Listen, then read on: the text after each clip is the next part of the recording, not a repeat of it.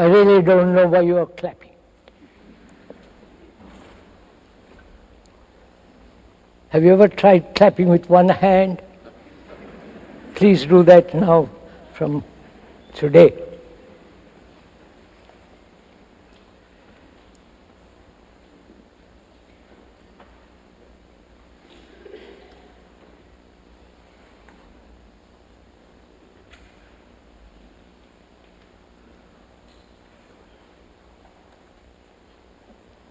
This is not a lecture on any particular subject, according to certain disciplines, scientific or philosophical. Lectures are meant to inform on a particular subject or instruct. But we are not going to do that. This is not a lecture. Nor is it a form of entertainment, especially in this country, where one is greatly accustomed to being entertained, amused,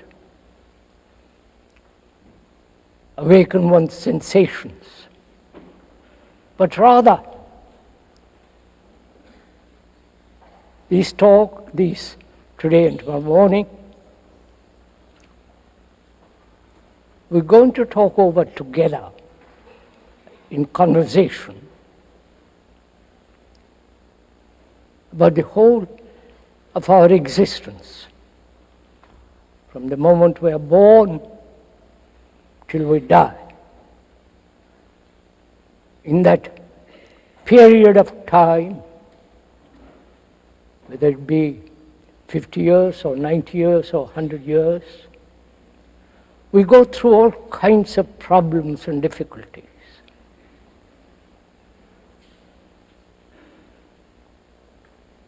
We have problems, economic, social, religious, problems of personal relationship, problems of individual fulfillment, wanting to find one's roots in some place or other. And we have innumerable psychological wounds, fears, pleasures, sensations. And also there is a great deal of fear in all human beings. Great deal of anxiety, uncertainty, and a pursuit of pleasure. And also, all human beings on this beautiful earth suffer, have great deal of pain, loneliness. We're going to talk about all that together. And what place has religion in modern life? And also we're going to talk over together the question of death. What is a religious mind? And what is meditation? And if there is anything that is beyond all thought, there is anything sacred in life, or everything is a matter, and therefore we lead a materialistic life. We're going to talk over together all these problems within this afternoon and tomorrow morning. So, as we said, this is not a lecture. This is a conversation between you and the speaker.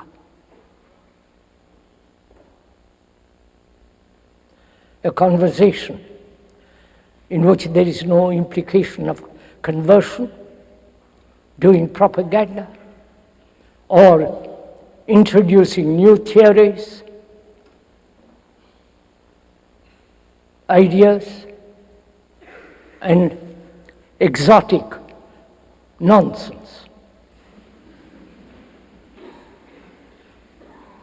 We are going to, if you will kindly, talk over together our problems as two friends. Though we don't know each other, we're going to talk, discuss, have a conversation, which is much more important than being lectured at or being told what to do, what to believe, or have certain faith, and so on. On the contrary, we're going to observe dispassionately, impersonally, not anchored to any particular problem or theory, but we're going to look together what mankind has done to the world and what we have done to each other.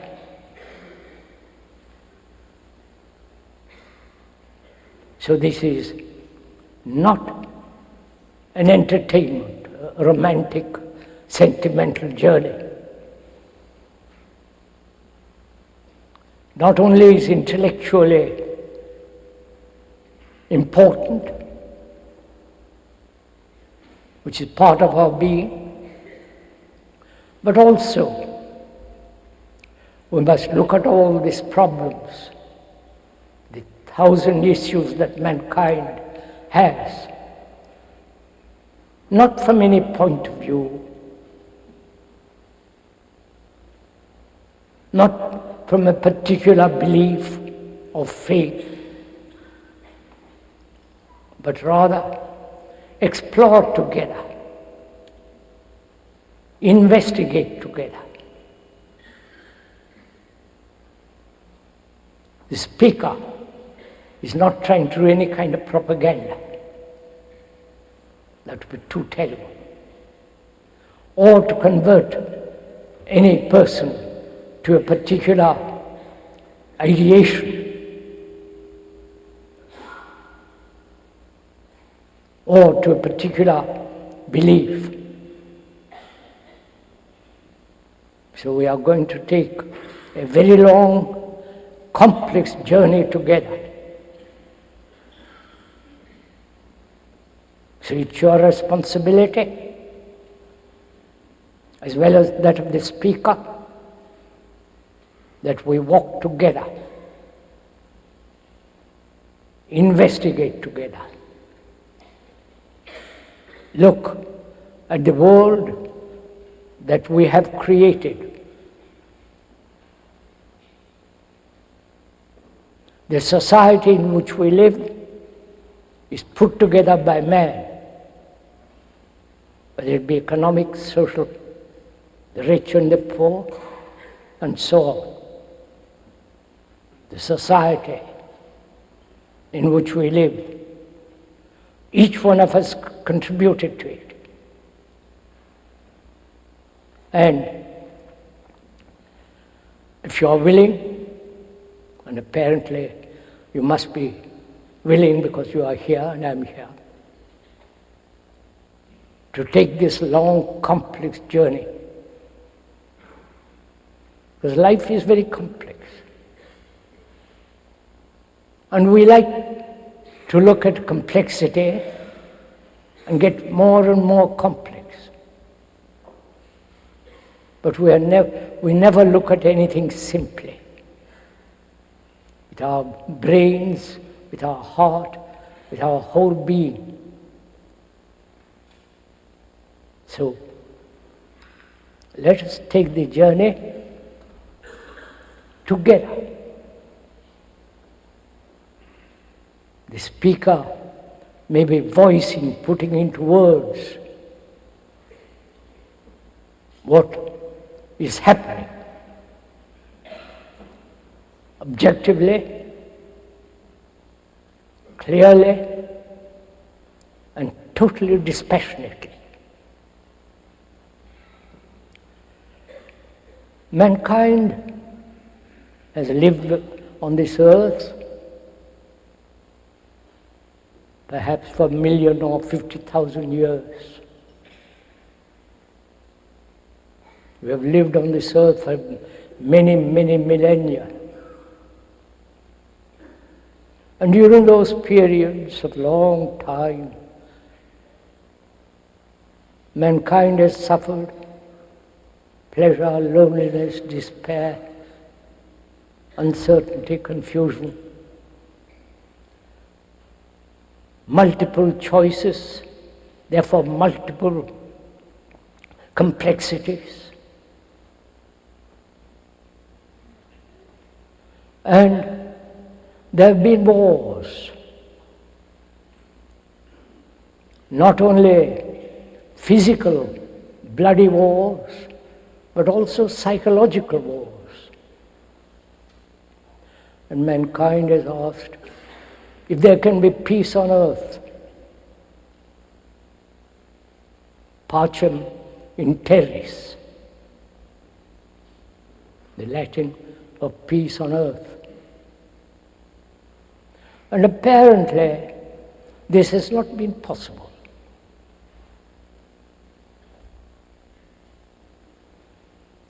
There are about 40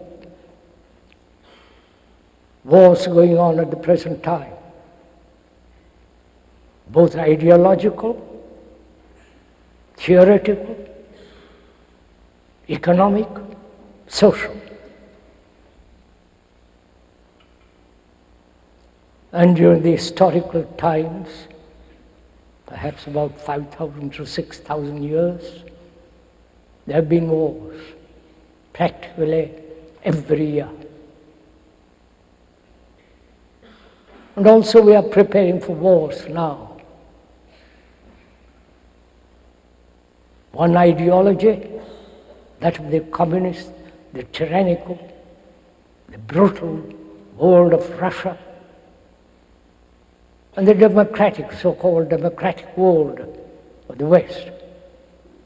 Two ideologies at war. What kind of implements we should use, control of armament and all the rest of it. Wars seems to be the common lot of mankind.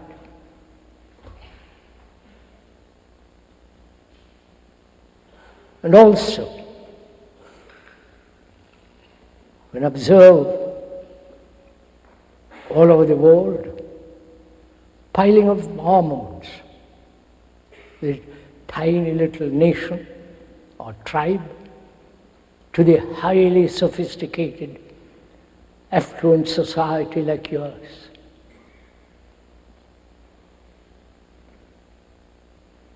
And how can we have peace on earth? Is that at all possible?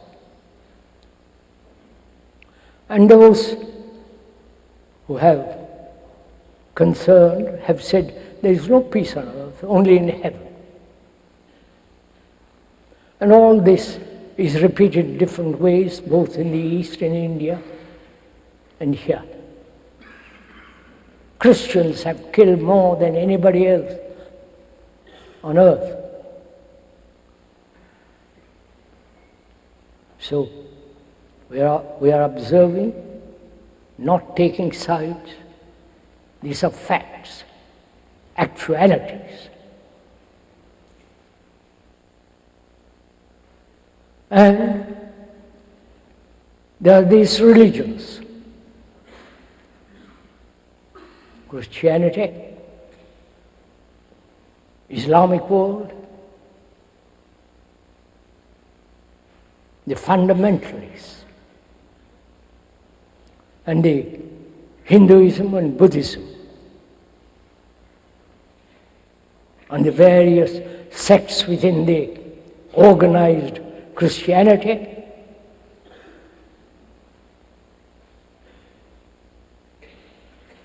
And also in India and Asia, they believe in the Buddha. In Buddhism, there is no God. In Hinduism, somebody calculated there are about 300,000 gods. That's rather fun. You can choose whichever god you like. And in Christianity and Islam, there is only one God, based on two books, the Bible and the Quran. So religions have divided man as nationalism, which is a form of glorified tribalism, have divided man. Nationalism, patriotism, religious order, the fundamentalists in all both in India, here and Europe, going back, reviving the religion. I wonder if you have ever looked at the word reviving. You can only revive something that's dead or died. Nothing living. You can't revive a living thing. And in this country, they are reviving religion. And also they are doing the same thing in different parts of the world. And there is division between nationalities, religion, economic, and so on. And man has always been in conflict, as everyone in this world goes through all kinds of misery, all kinds of sorrow, pain, desperate loneliness. And we want to escape from all this. But we are going to look together, observe this extraordinary phenomenon, what man has made after these thousands of years. He still remains a barbarian, cruel, vulgar, full of anxiety and hatred. And violence is increasing in the world. And so one asks, can there be peace on this earth? Because without peace, inwardly, psychologically first, the brain cannot flower. Human beings cannot live completely, holistically.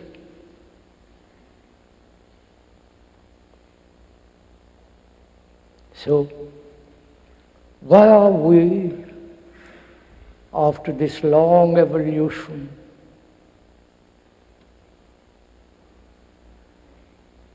during that period, we have gathered immense experience, knowledge, great deal of information. Why are we, as human beings, are perpetually in conflict? That is the real question. Because when there is no conflict, there is naturally peace. And man, that includes the woman, please. When I use the word man, I'm not shutting out the woman.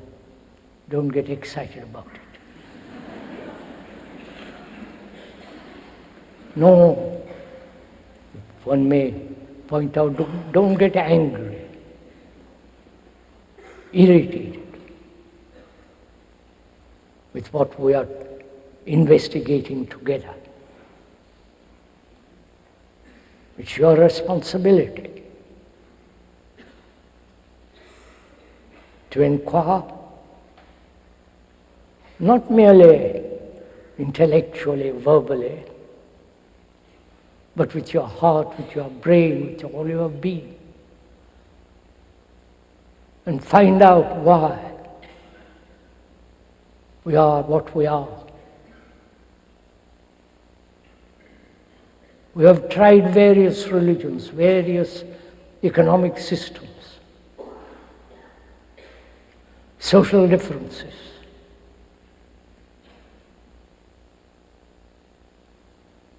And yet, we live in conflict. Can this conflict in each one of us end completely, not partially, not occasionally? It's a very serious question. It demands a serious answer. Not it's possible or not possible,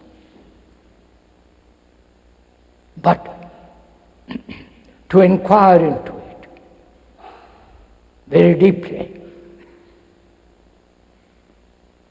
Why human beings, including you, the speaker perhaps, live in perpetual conflict, problems, divisions? Why we have divided the world into nationalities, religious groups, social behavior and all the rest of it. Can we seriously this afternoon inquire whether it is possible to end conflict? First psychologically, inwardly. Because if there is certain quality of freedom inwardly, then we shall produce a society in which there will be no conflict. So it's our responsibility as human beings, as so-called individualities, that we seriously put our brains, our energy, our passion to discover for ourselves, not according to any philosopher, not according to some psychiatrist and so on, but to inquire, observe, find out for oneself whether this conflict between two human beings, whether it be intimate or not, whether it could end.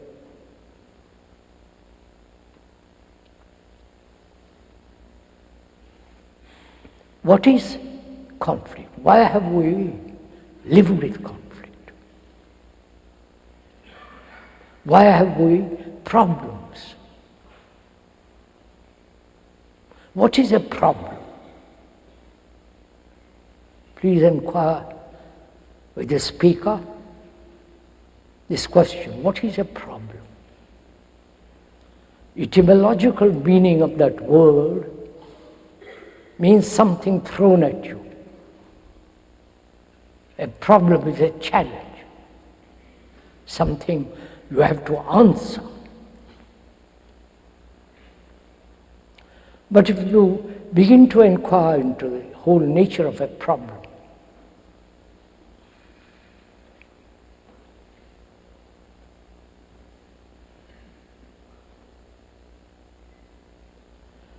If you begin to inquire into the whole nature of a problem, whether it's most intimate or world problem, as we said, the meaning of that word, which logically means something propelled, something thrown at you. I wonder if we have noticed from this question of problem. When you are a child, you're sent to school. There, you have a problem of writing, problem of mathematics, problem of history, science, chemistry, and all the rest of it. So from childhood, we are trained to have problems. Please have patience. Look at it carefully. So our brain is conditioned, trained, educated to have problems. Observe for yourself. Don't please merely listen to the speaker.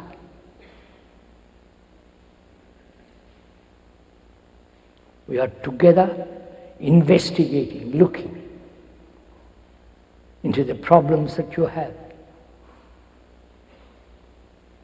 So from childhood, we are trained, educated, conditioned to have problems.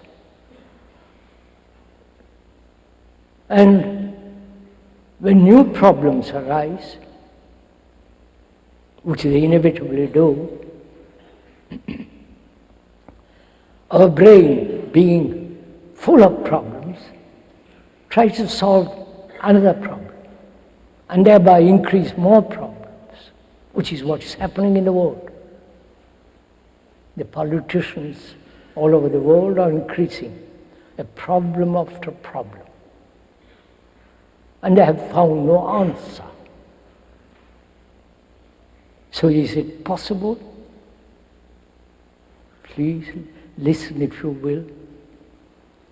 Is it possible to have a brain that is free from problems so that you can solve problems? Not a cluttered brain full of problems.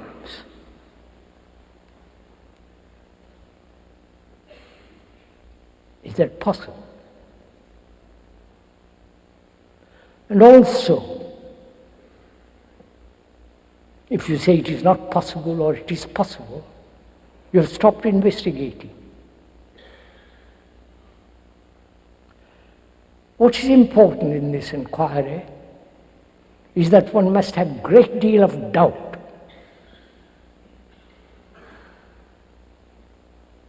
Skepticism.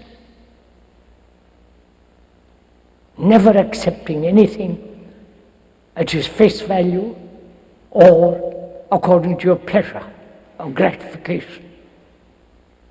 This life is much too serious.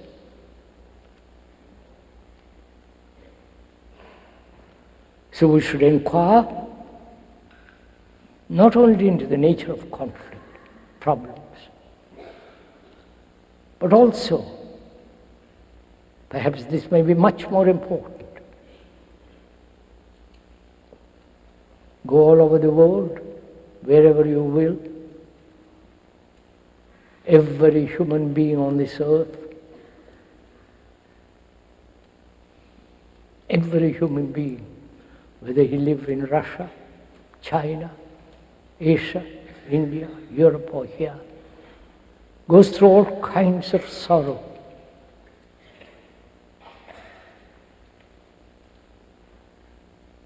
Thousands, millions have shed tears. And occasional laughter. Every human being on this earth has had great loneliness, despair, anxiety, confused, uncertain, like you. Every human being, black, white, purple, or whatever color you like. And psychologically, this is a fact, actuality, not invented by the speaker, but this is observable. You can see it on every face on this earth. And so, psychologically, you are the rest of mankind.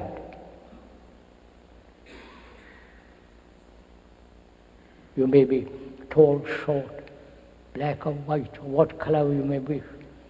But psychologically, you are the mankind. Please understand this. Not intellectual or ideologically or a hypothesis, but it is an actuality, burning reality, that you psychologically are the rest of mankind.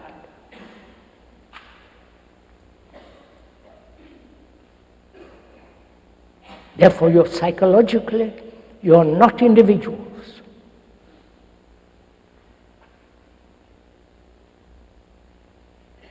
Those religions,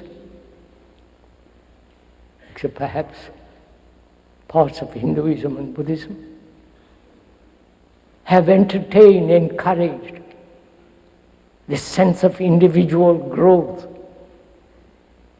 saving individual souls, and all that business.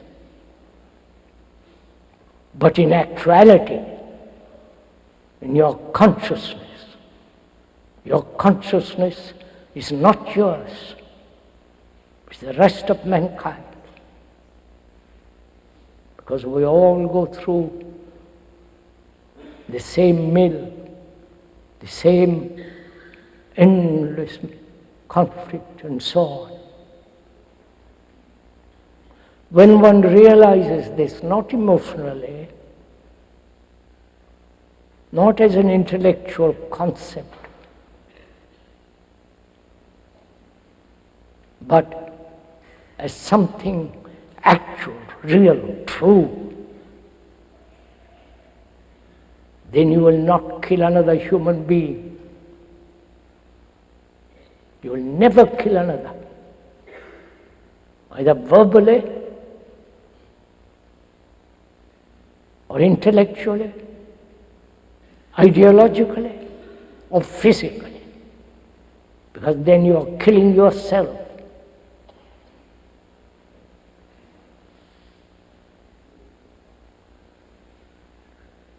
But individuality has been encouraged all over the world. Each one struggling for himself, his success, his fulfillment, his achievement, pursuing his desires, and creating havoc in the world. Please understand this very carefully.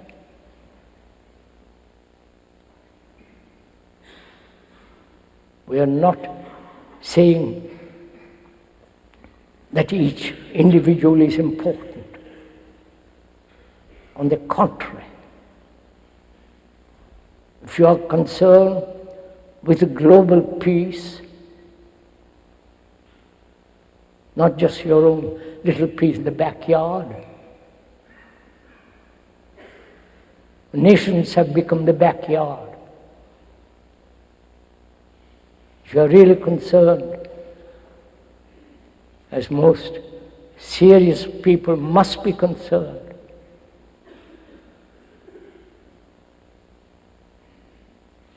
that you are the rest of humanity.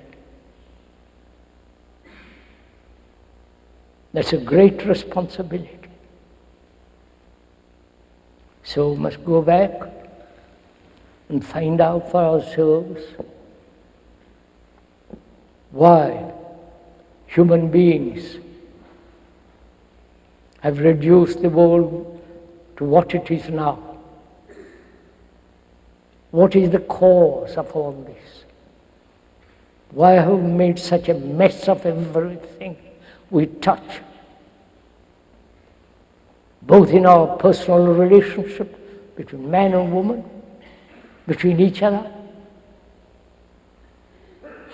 Why there is conflict between gods, your God and the other's God. So we must inquire together whether it's possible to end conflict. Otherwise we'll never have peace in this world. Long before Christianity, they talked about peace on earth.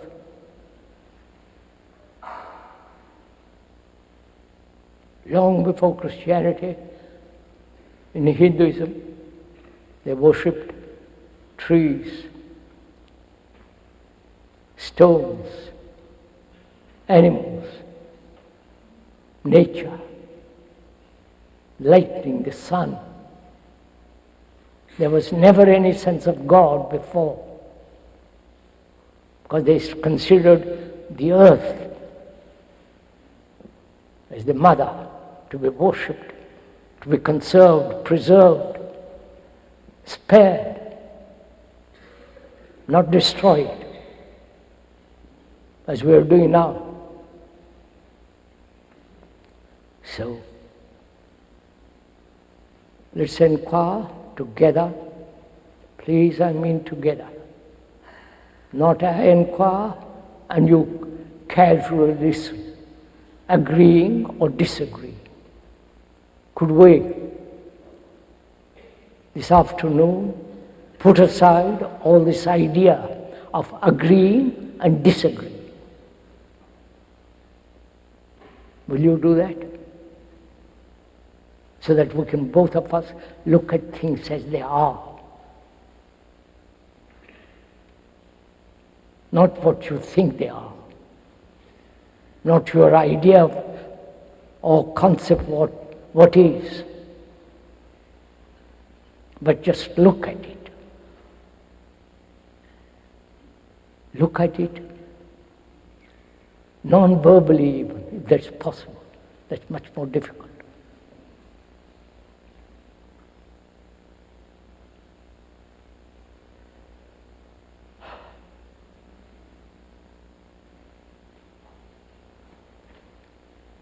First of all,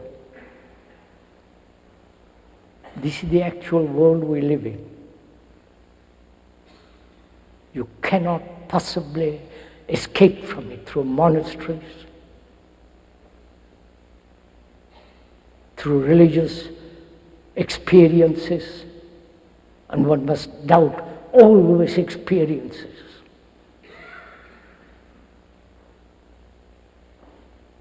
Man has done everything on earth possible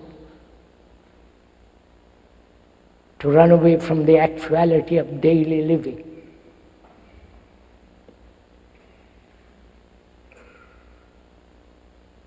With all its complexities.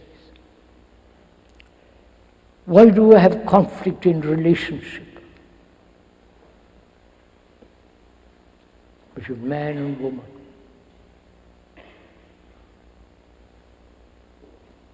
Sexual, sensory, division.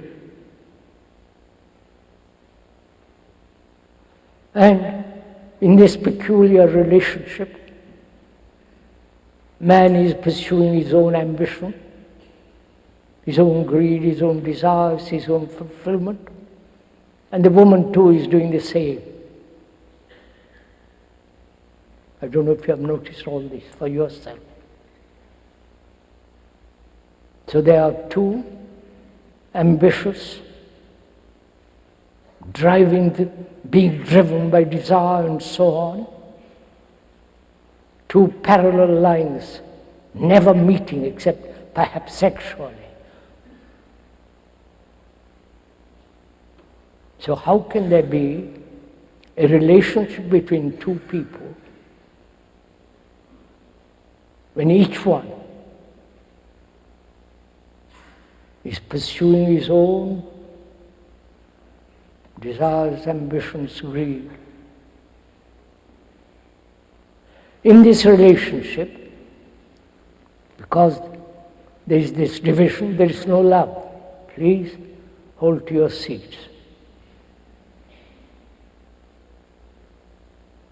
That word love is spoiled, spat upon, degraded, which has become merely sensuous, pleasurable. Love is not pleasure. Love is not something put together by thought.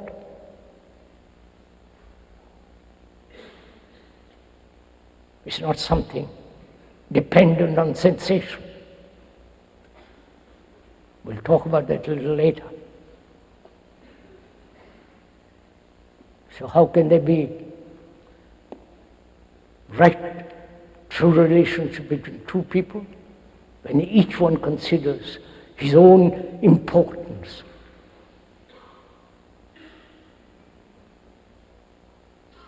Self-interest is the beginning of corruption, destruction. Whether it be in a politician or the religious man, and so on. Self-interest dominates the world.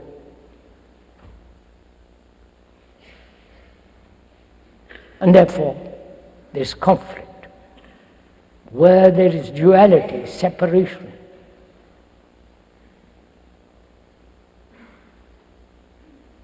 as the Greek and the Muslim, as the Jew and the Arab, as the Christian who believes in some savior, and a Hindu who doesn't believe in all this. There is this division, national division, religious division, individual divisions. Where there is division, there must be conflict. That's a law.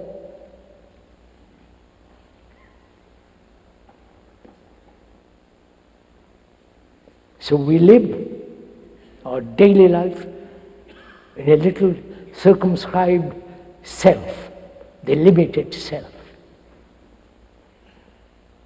Not that the higher self, the limited. Self is always limited. And that's the cause of conflict. That's the central core of our struggle, pain, anxiety, and all the rest of it. If one becomes aware of it, as most people must, naturally, not because you are told to, or because you read some philosophical book or psychology, but it's an actual fact.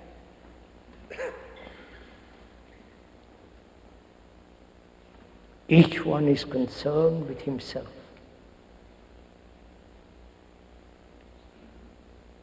He lives in a separate world, all to himself. And therefore, there is division between you and another, between you and your religion, between you and your God, between you and your ideologies. So is it possible to understand, not intellectually but deeply, that you are the rest of mankind? Whatever you do, good or bad, affects the rest of mankind. Because you are the mankind. Your consciousness is not yours. Your consciousness is its content. Consciousness is made up of its content. Without the content, there is no consciousness. Your consciousness, like the rest of humanity,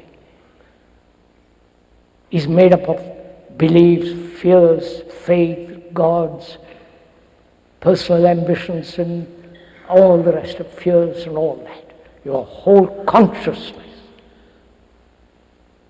is made up of all this, put together by thought.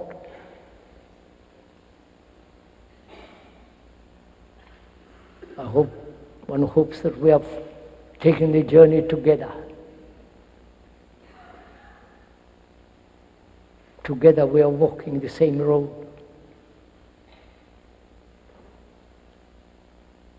Not that you're listening to a series of ideas. We are not pursuing ideas or ideologies, but facing actuality. Because in actuality, and going beyond that actuality, is the truth. And when you discover when there is truth, it's the most dangerous thing. Truth is very dangerous because it brings a revolution in oneself.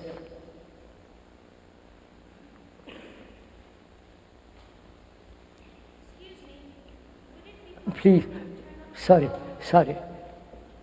Forgive me, forgive the speaker if he doesn't answer questions. Because then we get too distracted. You know, it's good to ask questions. And whom are you asking the question? To whom? Are you asking the question to the speaker? That means you are waiting for an answer from the speaker. Then you depend on the speaker. Then you establish gurus. Have you ever gone into the question, why we ask questions? Not that you should not, but we're inquiring. Suppose you ask the speaker a question and he answers it. Either you accept it or deny it. If it is satisfactory to you, according to your conditioning or to your background, then you say, yes, I agree with you entirely. Or, if you don't agree, you say, what nonsense. But if you begin to inquire into the question itself, is the answer separate from the question? Or does the answer lie in the question itself? The perfume of a flower is in the flower.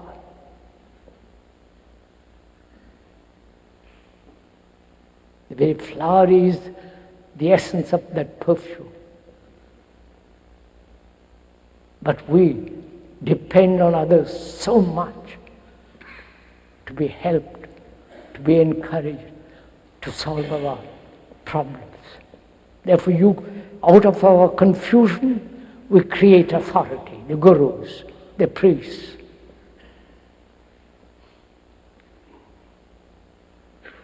So please, it's good to ask questions. I don't know if you've gone into this. You know, we have lost the art of investigation, discussion. Not taking sides, but looking at it. It's a very complex problem, maybe not the right occasion to go into this. We also should inquire why from childhood we are hurt, psychologically wounded. Most of us psychologically are wounded. And from that wound, either one is conscious of it or not, many of our problems arise.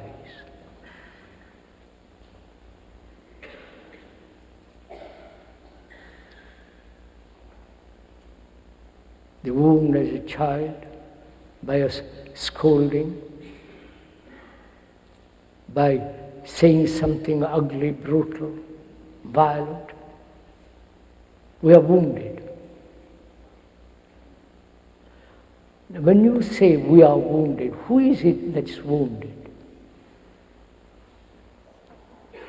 Is it the image that you have built about yourself that's wounded? The psyche. Please, the speaker has not read any of the psychology books or philosophy or religious books. He's just investigating with you. The psyche, which is the me, and the me is the image I have built about myself. There is nothing spiritual about it. That's another ugly word, spiritual. That image gets hurt. And we carry that image right through our life. If one image is not pleasant, we put together another image, which is pleasant, encouraging, worthwhile, significant, giving intellectual meaning to our life. Which is the wound we brought about in the image that one has built about oneself. Is it possible to live on this earth not having a single image about anybody, including God, if there is such an entity? No image about your wife and your children and your husband and so on. Not to have a single image. Then it's possible never to be hurt. And also, as our time is limited, because we're only this talk in the afternoon and tomorrow morning, we ought to inquire carefully whether it is possible to be free of fear.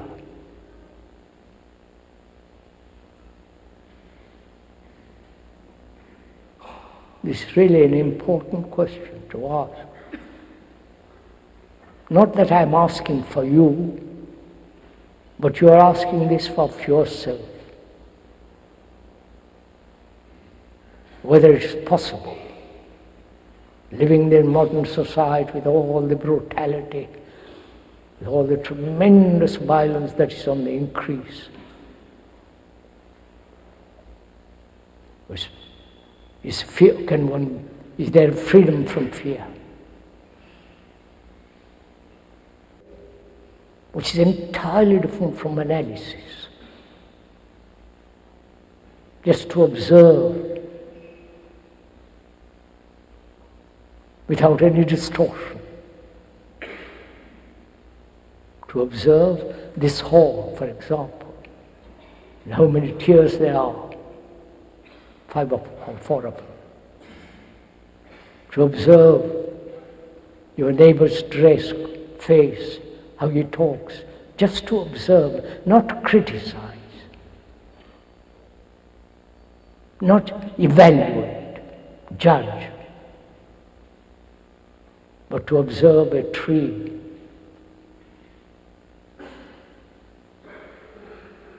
to observe the moon, and these 5 running waters, When you so observe, then you ask yourself, what is? I come back to fear presently. What is beauty?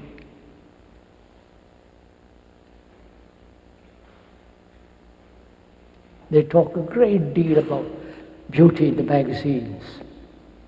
How you must be beautiful. Your face, your hair, your complexion, and all the rest of it. So, what is beauty?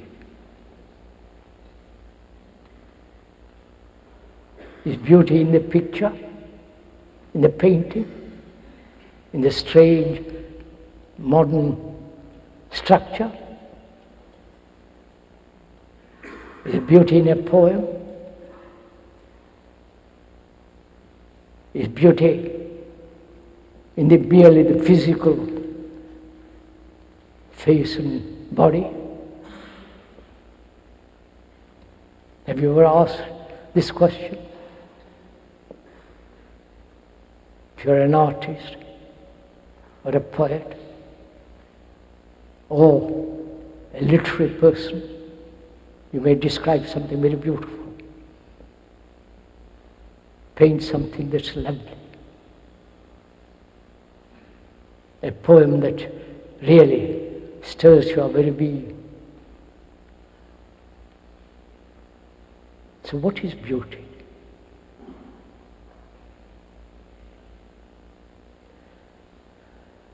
Because freedom means, but etymologically the word freedom, in that word freedom,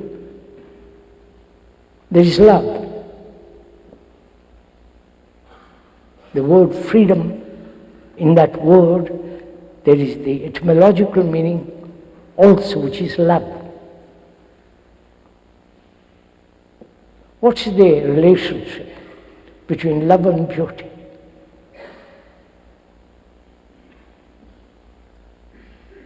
When we talk about love, perhaps later on, what is beauty? Is in the eye of the beholder?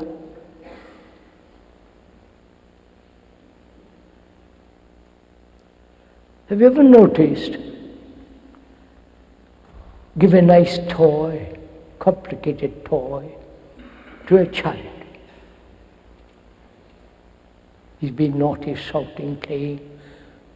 And when you give him a toy, he gets completely absorbed in that. And all his playfulness stops, naughtiness, if you can use that word, because he's absorbed.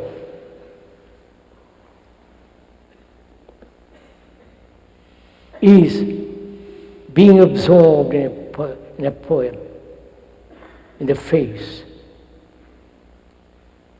in a picture, being absorbed in it, or attracted by it.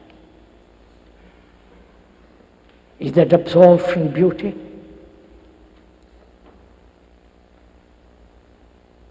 When you look at a marvelous mountain with the snow cap, eternal snows, the line against the blue sky,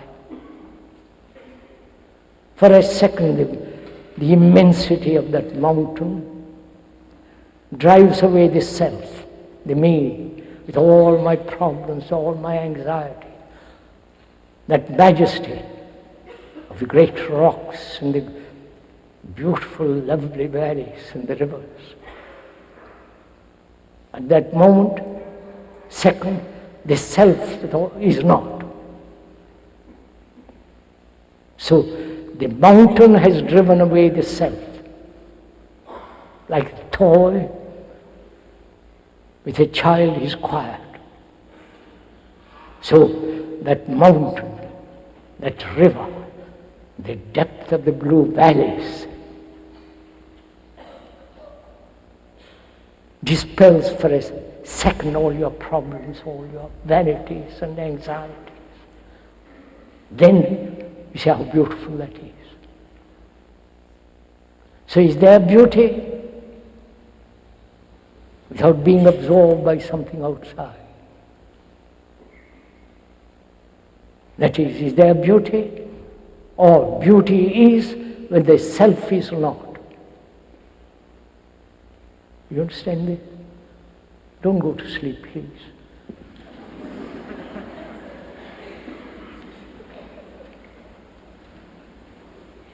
You might have had good lunch. I hope you did. But this is not the place to go to sleep. It's your problem, your life, not the speaker's life. It's your life, your vanities, your despairs, your sorrows we're talking about. So keep awake for another quarter of an hour, 20 minutes, 30 minutes, if you're interested. So, beauty is when the self is not. And that's it. That requires great meditation, great inquiry, tremendous sense of discipline. The word discipline means the one disciple who is learning from the master. Learning, not disciplining, conforming, imitating, adjusting. Learning. Learning brings its own tremendous discipline.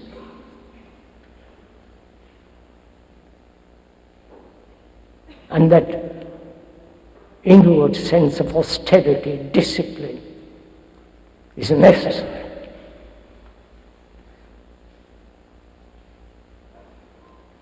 And so, we must inquire together into what is fear. What's the time, sir? 3:40. See how? May we go on? You aren't tired? What is fear? Again, humanity has put up with fear. Has never been able to solve fear. Never. There are various forms of fears. You may have your own particular form of fear. Fear of death, fear of God, fear of your wife, fear of your husband, fear of the politicians, and God knows how many fears humanity has. The devil, and so on. What is fear? Not the mere experience of fear in its multiple forms, but actually the reality, the actuality of fear.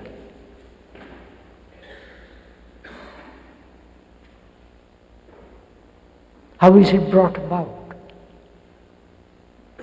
Why has man, woman, why has humanity and each one have accepted fear as the way of life, as you accept violence as the way of fear, as the way of life? Violence in the television, violence of war, violence of your daily life. Why do we accept violence?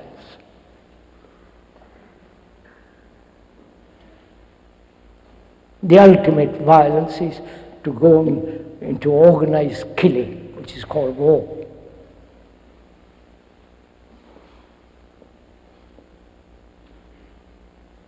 Is not fear related to violence? So in inquiring into fear, the actual truth of fear, not the idea of fear. Do you understand the difference? The idea of fear is different from the actuality of fear. Right? I do. So what is fear? How has it come about? What's the relationship of fear to time, to thought?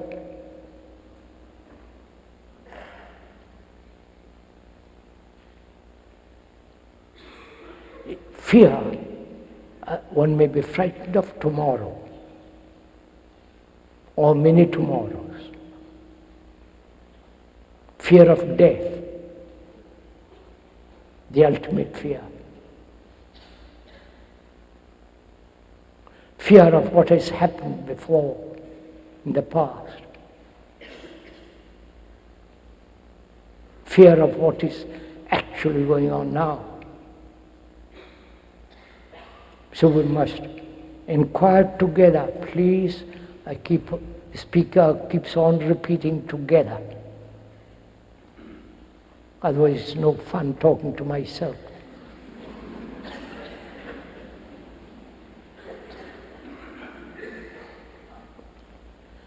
Is fear brought about by time?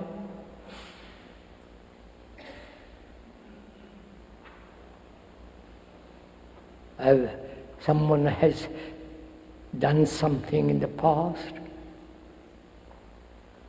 hurt you, and the past is time. The future is time.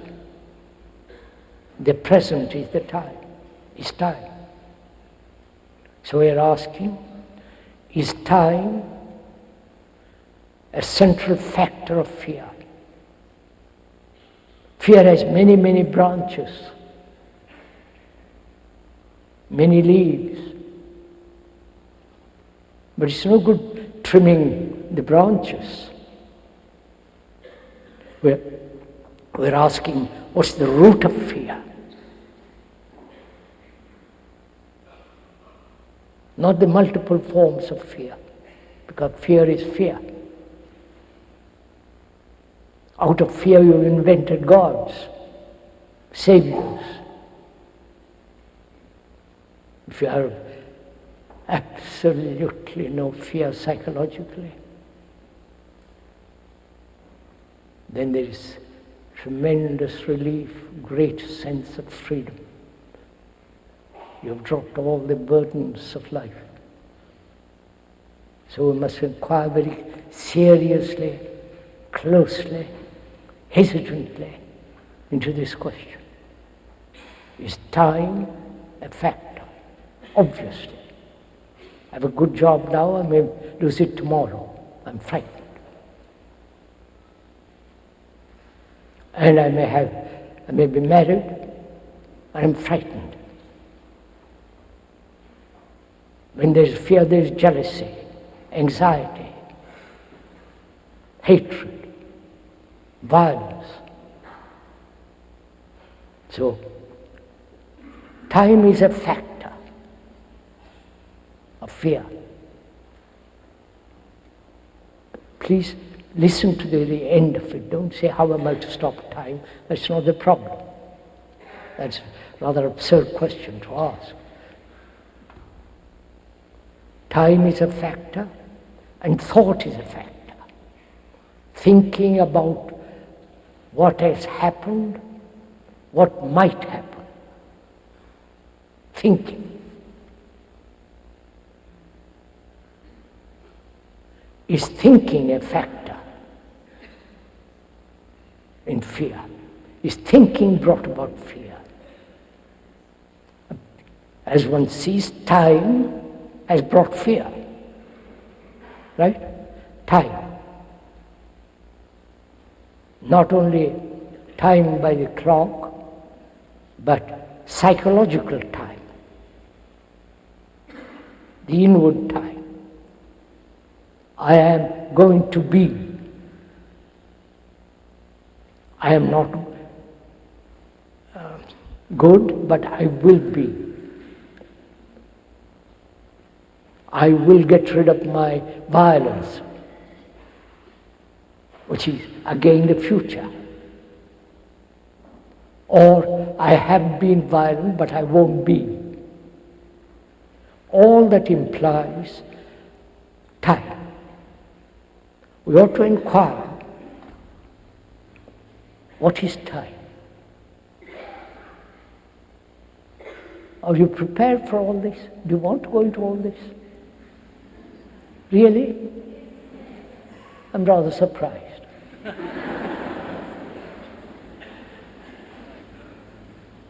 Because you've all been instructed, you've all been informed, you've been all told what to do by the psychologists, by the priests, by your leaders, always seeking help and finding new ways of being helped. So one has become a slave to others. We are never free to inquire, to stand psychologically completely by oneself.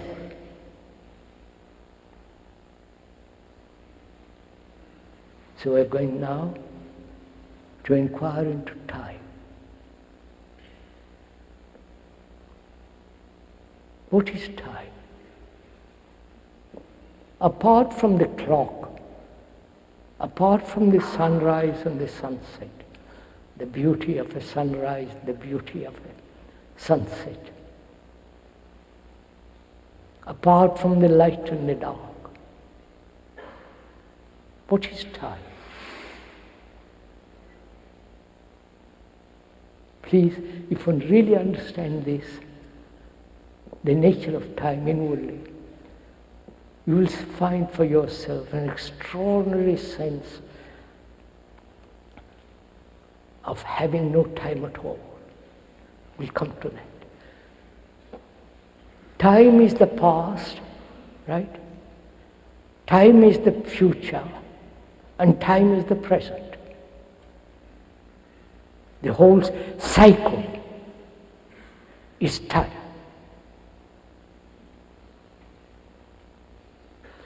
The past, your background, what you have thought, what you have lived, your experiences, your conditioning as Christian, Hindu, Buddhist, all the rest of it. Or you put aside all that nonsense and say, I'm going to live this way, which is the past. So the past is the present, right? Without the past, you wouldn't be here. Your background, your conditioning, your brain being programmed as Christian, Hindu, Buddhist, and all the rest of it. We've been programmed for 2,000 years. And the Hindus for 3,000 to 5,000 years. Like a computer. They repeat. So the past is the present. What you are now is the result of the past. And tomorrow, or 1,000 tomorrows, is the future. So the future is what you are now. Right? Vous avez compris? Sorry, you have understood? I mustn't ask you that, it doesn't matter. It's up to you. So the future is now. In the now, all time is contained. This is a fact too, actuality, not a theory. What you are is the result of the past. And what you will be tomorrow is what you are now. If I am violent now, tomorrow I'll be violent. So tomorrow is in the now, in the present. Unless I radically, fundamentally bring about a mutation. Otherwise I'll be what I have been. That is, we've had a long evolution. Evolving. And we have evolved to what we are now. And if you carry on that game, you will be violent, you will be barbarous next day. So, as all time is contained in the now, which is a fact, actuality, can there be total mutation now? In all our behavior, in our way of living, thinking, feeling. Not being an American Hindu, Buddhist, none of that.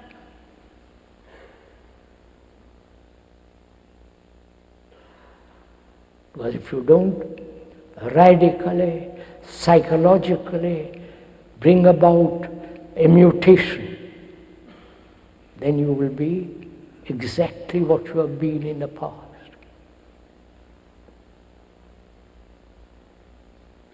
So is it possible to bring about this psychological mutation at all? You know, when you have been going north all your life, following a particular direction, or not having a direction, just wobbling all over the place, as most people do, if you're going north, and somebody comes along and tells you most seriously, and you listen to him seriously, not only hear with the hearing of the ear, but also hearing deeply, when you hear, say, the way you are pursuing north leads you nowhere. There is nothing at the end of it. But go east or west or south, and you listen and you say, I will do it. When the moment you say you have taken a new turn, there is a mutation. And the speaker is making it very simple, but it's a very complex problem, which is to realize deeply that when it's been going on this way for centuries upon centuries, and it has not changed at all.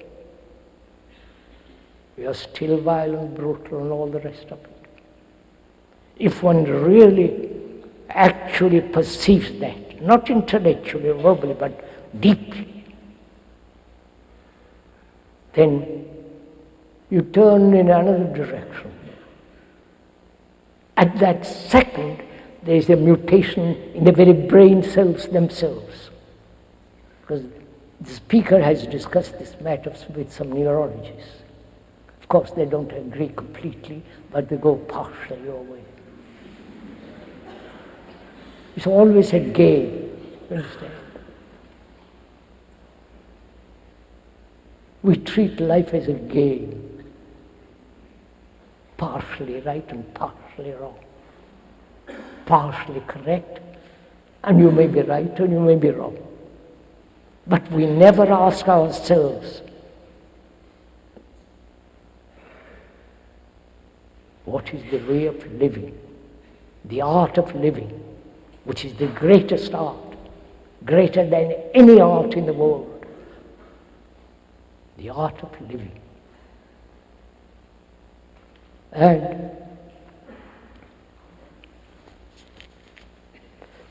Killer.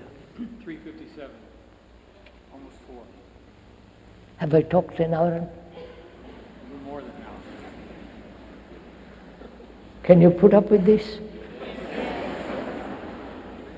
We'll finish this question. After that, we'll meet again tomorrow. If you are willing. I'm not inviting you. It's up to you.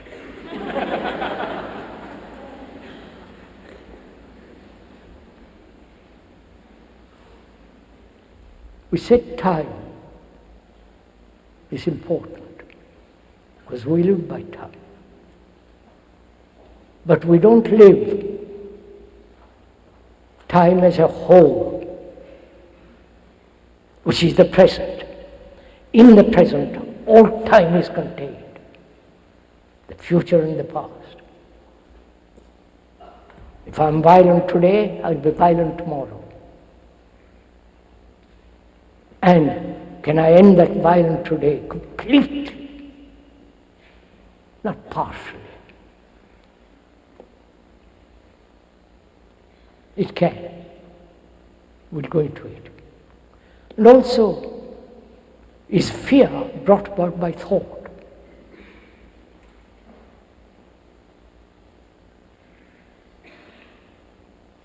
Of course it is. Don't accept the speaker's word for it. Look at it. I am this, I'm frightened of tomorrow. What might happen? I'm secure today, and there might be war, there might be this, there might be catastrophe. I'm frightened. So, time and thought are the roots of fear. Root of fear. So what is thinking? You understand my question? If time and thought are the root of fear, which they are actuality, what is thinking? Why do we live, act, do everything on the basis of thought? The marvelous cathedrals of Europe, the beauty, the structure, the architecture, which has been put together by thought. All religions and their paraphernalia, their dress, all the medieval roads are put together by thought. All the rituals are connived, arrayed by thought.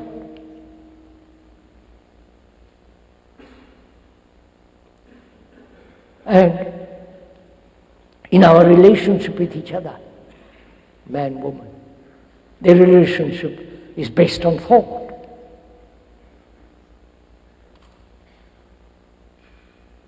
When you drive a car, it's based on thought. Recognition,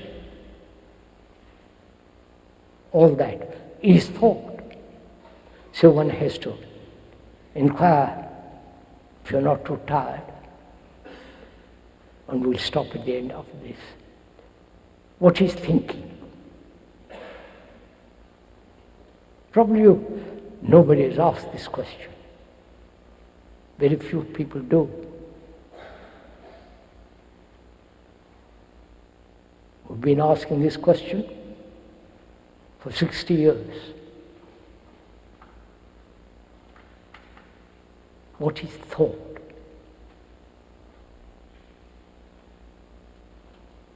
Because if we can find out what is the origin, the beginning, why thought has become so extraordinarily important in our life,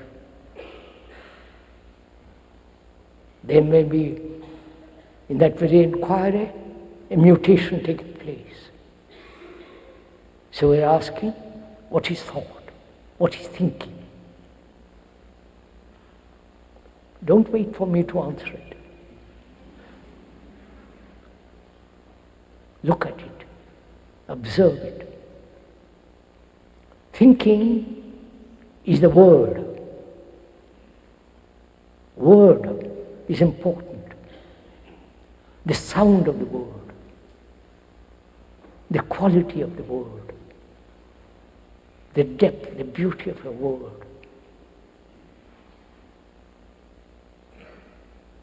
especially the sound.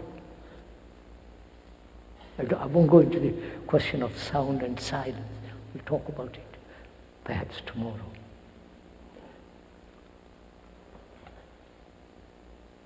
Thinking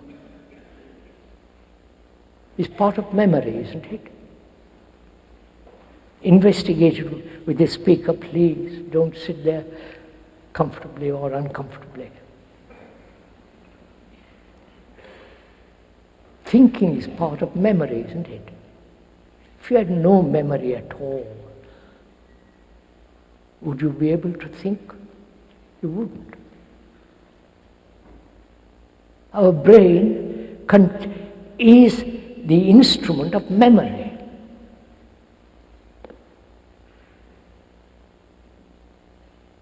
Memory of things that have happened, experience and so on. The whole background of memory. The memory arises from knowledge, from experience, right? So, experience, knowledge, memory, and the response of memory is thought.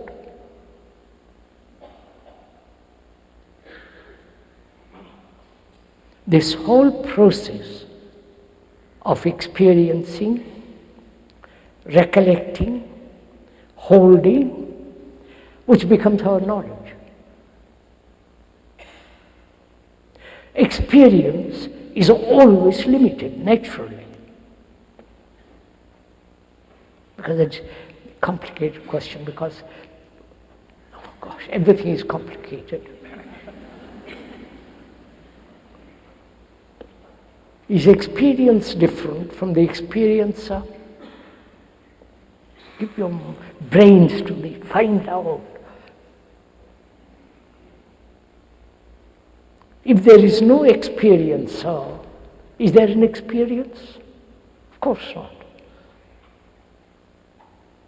So, the experience and the experiencer are the same. Like the observer and the observed. The thinker is not separate from his thoughts. The thinker is the thought. So, experience is limited, as you can observe in the scientific world or in any other field. They are adding more and more and more every day to their knowledge through experience, through experiment on animals and all that horror that's going on. And that knowledge is limited because they're adding to it. So, memory is limited. And from that memory, thought is limited. So, thought, being limited, must invariably bring about conflict. Just see the pattern of it. Not accept what the speaker is saying, that's absurd. He's not an authority. He's not a guru, thank God. But if you can observe this fact together, that thought and time are the root of fear. Time and thought are the same. They are not two separate movements. When you see this fact, this actuality, that time and thought are the root of fear. Time, thought. Just to observe it in yourself. Not move away from the reality of it, from the truth of it. That fear is caused by this. Time and thought. To hold it, to remain with it, not run away from it, not rationalize it is so. And then it's like holding a precious jewel in your hand. See all the beauty of that jewel. then you will see for yourself that fear psychologically completely ends. And when there is no fear, you are free. And when there is that total freedom, you don't have God's rituals, you are a free man. We'll continue tomorrow, if you don't mind.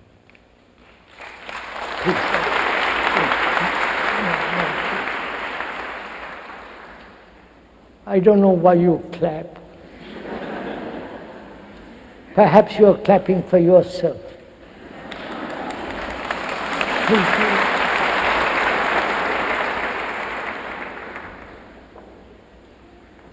You are not encouraging the speaker or discouraging him. He doesn't want a thing from you.